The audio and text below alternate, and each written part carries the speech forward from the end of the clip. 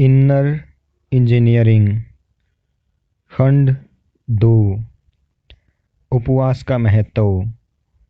यदि आप शरीर के स्वाभाविक चक्कर पर गौर करते हैं तो आप पाएंगे कि मनुष्य का शरीर तंत्र 40 से 48 दिनों के एक चक्कर से गुजरता है। इस चक्कर को मंडल कहते हैं। प्रत्येक चक्कर में 3 ऐसे दिन होते हैं जब आपके शरीर को भोजन की आवश्यकता नहीं होती। यदि आप अपने शरीर के काम करने के तरीके के बारे में सचेतन हैं तो आप इस बात के प्रति जागरूक हो जाएंगे कि किस खास दिन आपके शरीर को भोजन नहीं करना चाहिए। वह दिन आप बिना किसी प्रयास के भोजन के बिना गुजार सकते हैं। यहाँ तक कि कुत्ते और बिल्लियों को भी यह ज्ञान होता है। किसी खास दिन वे भी भोजन नहीं करते। जिस दिन शरीर कहता है कि आज भोजन नहीं चाहिए, वह दिन सफाई का होता है। चूंकि अधिकतर लोगों को यह ज्ञान नहीं होता कि किस दिन उन्हें बिना भोजन के रहना है, अतः भारतीय कैलेंडर के अनुसार एकादशी का दिन तय किया गया था।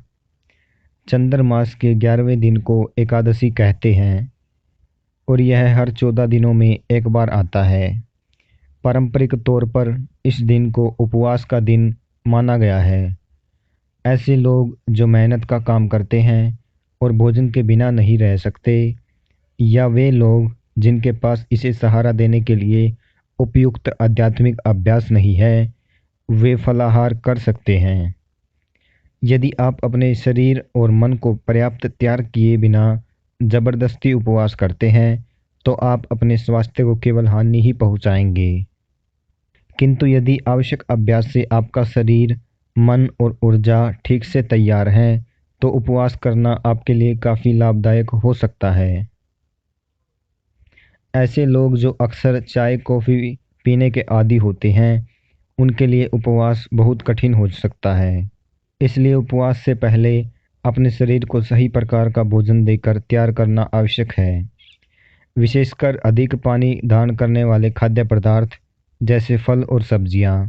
हो सकता है कि हर किसी चीज़ के लिए उपवास करना अच्छी चीज़ न हो, किंतु यदि इसे सही समझ के साथ किया जाता है तो इसके कई लाभ हैं। योग का पूरा उद्देश्य और प्रयास भौतिक शरीर के सुरक्षा कवच को एक विशाल संवेदी शरीर के लिए खोलना है। उपवास के पीछे यह तर्क दिया जाता है, यह बिना कुछ खाए शिवम को पोषित करने का एक तरीका है। आजकल इसे विषमुक्त करने की प्रक्रिया की तरह लिया जा सकता है, किंतु आंतरिक मूल कारण वही है। इसी कारण इस दुनिया में प्रत्येक आध्यात्मिक परंपरा ने अपने अनुयायियों के लिए उपवास के कुछ दिन निर्धारित किए हैं। योग की परंपरा में उपवास का दिन चंद्रमा के चक्कर पर निर्धारित किया गया है। ऐसा इसलिए है क्योंकि पानी, हवा और सूर्य की रोशनी से ऊर्जा को आत्मसात करने की आपकी क्षमता चंद्र चक्कर के कुछ खास दिनों में अधिक होती है। कुछ धर्मों में उपवास के दिन घोर ग्रीष्म ऋतु में निर्धारित किए गए थे, जब मनुष्य द्वारा पानी की खपत और सूर्य की तेजी स्वाभाविक रूप से अधिक होती है।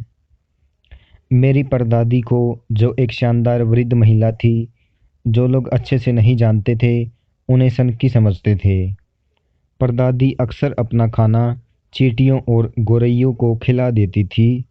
ऐसा करते वक्त उनकी आंखों से आनंद के आंसू चेहरे पर बहते रहते थे। उनके आसपास के लोग उनसे कहते, दादी आप खुद क्यों नहीं खाती? उनका उत्तर होता, मेरा पेट भर गया है। किंतु उनको सलाह देने वाले ये सभी लोग उनसे काफ़ी पहले ही गुजर गए। उन्होंने 113 वर्ष की अविश्वसनीय आयु तक जीवित रहकर शरीर त्यागा। मेरी माँ भी ऐसा ही करती थी। हर दिन नाश्ता करने से पहले वे एक मुट्ठी नाश्ता लेकर चींटियों को खिलाने के लिए उन्हें खोजती थी। उसके बाद ही वे नाश्ता करती थी। कई परिवारों की महिलाओं के बीच ऐसी परंपरा कायम है। चींटी आपके आसपास की सबसे छोटी जीव है। अक्सर लोग उसे नगण्य समझते हैं, तो इसी कारण से आप चींटी को पहले खिलाते हैं। आप किन्हीं देवताओं या दिव्य लोक के दूसरे प्राणियों को अर्पण नहीं करते, बल्कि चींटियों को करते हैं। यह धरती उनकी भी उतनी ही है जितनी आपकी है। आप यह समझते हैं कि इस धरती पर हर प्राणी को जीने का उतना ही अधिकार है जितना आपका है। यह जागरूकता चेतन के विकास के लिए एक अनुकूल वातावरण बनाने में मानसिक और भौतिक रूप से सहायता कर सकती है। इस तरह का बस एक छोटा सा कार्य आपको आपके शरीर की पहचान से थोड़ा अलग करता है। जैसे जैसे आपकी शरीर से पहचान ढीली होती है, आपके अस्तित्व के दूसरे आयामों के बारे में आपकी जागरूकता स्वाभाविक रूप से बढ़ जाती है। आप जब बहुत भूखे होते हैं तब आपके शरीर को बस भोजन ही सूझता है। उस समय केवल 2 मिनट तक रुकिए, आपको समझ में आएगा कि इससे एक बहुत बड़ा अंतर पड़ता है। आपको जब बहुत भूख लगी होती है तब आप बस एक शरीर होते हैं। उसे थोड़ा अंतराल दीजिए और आप अचानक महसूस करेंगे कि आप बस एक शरीर नहीं है। गौतम बुद्ध ने तो इस हद तक कह दिया था, आपको जब भोजन की सबसे अधिक ज़रूरत हो तब आप अपना भोजन किसी दूसरे को दे दीजिए, आप और मजबूत हो जाएंगे। मैं आपके लिए उतना आगे नहीं जा रहा हूँ, मैं केवल इतना कह रहा हूँ कि बस कुछ मिनट रुकिए। यह निश्चित ही आपको शक्तिशाली बना देगा।